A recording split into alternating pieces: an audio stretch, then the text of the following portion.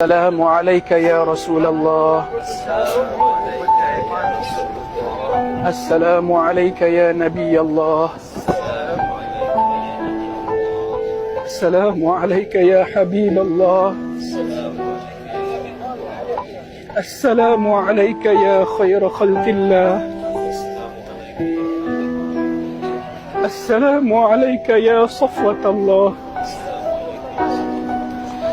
السلام عليك أيها النبي ورحمة الله وبركاته.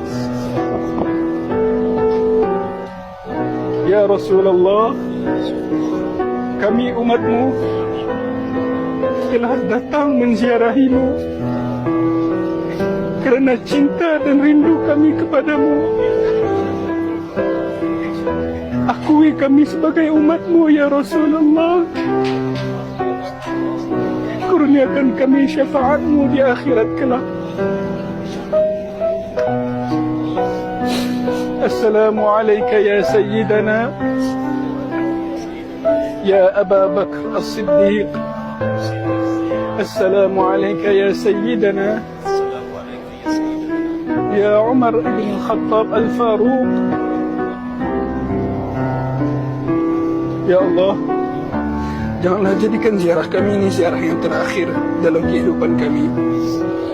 Kurniakanlah kami keizinan dan kesempatan untuk sentiasa mampu berziarah kepada bumi Madinah yang diharamkan oleh Nabi Muhammad sallallahu alaihi wasallam. Suburkan rasa cinta dan rindu panik pada Rasulullah sallallahu alaihi wasallam. Allahumma ya Allah, sebagaimana Engkau mengizinkan kami untuk menziarahi baginda Nabi Muhammad sallallahu alaihi wasallam di bumi Madinah ini, himpunkan kami bersama baginda ya Allah di dalam syurga-Mu kelak ya Allah. Himpunkan kami bersama baginda di dalam syurga-Mu kelak ya Allah.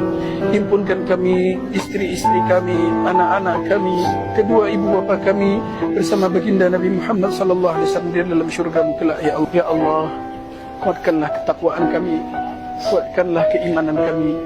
Jadikanlah kami hamba-hamba-Mu yang sentiasa bersyukur di atas setiap nikmat-Mu ya Allah. Ya Allah, jadikanlah kami di kalangan umat kekasih-Mu Nabi Muhammad sallallahu alaihi wasallam yang berhak mendapatkan syafaat baginda di akhirat kelak. Sallallahu ala sayyidina Muhammad wa ala sahbihi wasallam. Walhamdulillahi rabbil alamin.